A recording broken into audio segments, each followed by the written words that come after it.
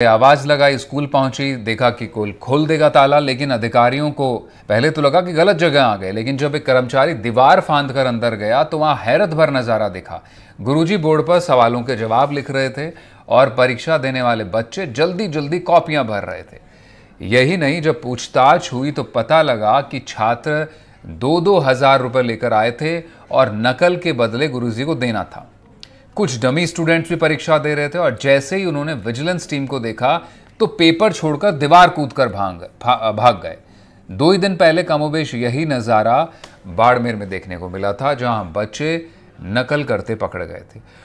और इस नकल के साथ साथ प्रदेश भर में पेपर लीक के आरोपियों की गिरफ्तारियां तो लगातार जारी हैं ही।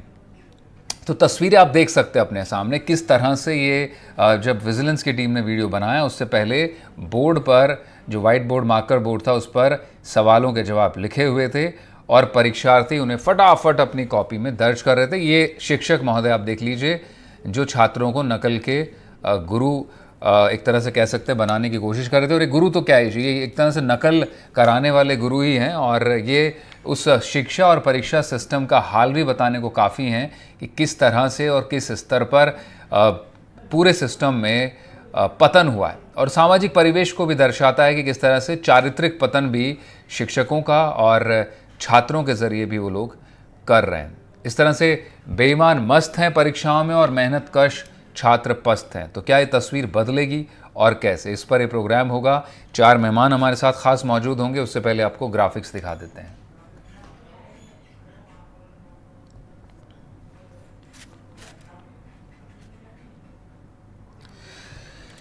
तो ग्राफिक्स दिखाने से पहले आपको मैं बता देता हूँ, मेरे साथ डॉक्टर भरत सिंह शेखावत होंगे, साइकेट्रिस्ट हैं, और सुरेश गर्ग हमारे साथ बीजेपी स्पोक्स पर्सन होंगे, और राजीव कुमार झालानी एजुकेशनिस्ट हैं, आशीष मोदी शिक्षा निदेशालय में डायरेक्टर हैं बीकानेर में, राजस्थान एजुकेशन के, वो हमारे साथ होंगे, मुकेश कुमार मीणा रिटायर्ड IPS। तो नकल के गुरु बोर्ड पर सवालों के जवाब लिख रहे थे गुरुजी।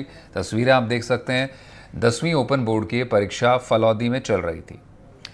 विजिलेंस की टीम ने छापेमारी में खुलासा किया है, छात्र 2-2 हजार रुपये लेकर आए थे जो शिक्षकों को उन्हें दिया जाना था। एक तरह से नकल के बदले पैसे देने थे, रिश्वत देकर नकल कराई जा रही थी। टीम को देखकर कुछ छात्र भाग गए और जब जांच हुई तो डमी कैंडिडेट भी पकड़े गए। सरकार का पेपर लीक, नकल और फर्जी कैंडिडेट्स पर एक्शन है, लेकिन लगता है कि एक तरह से ये सिस्टम पूरी तरह से मिला हुआ है और सिस्टम के अंदर बैठे लोग ही बाज नहीं आ रहे हैं। बड़ी परेशानियां इनसे डील करने में फिलहाल दिखाई पड़ रही हैं। तो आपको पहले सुनवा देते हैं किस तरह से शिक्षा निदेशालय का क्या कहना है। खुद डायरेक्टर हमारे साथ प्रोग्राम में भी जुड़ेंगे।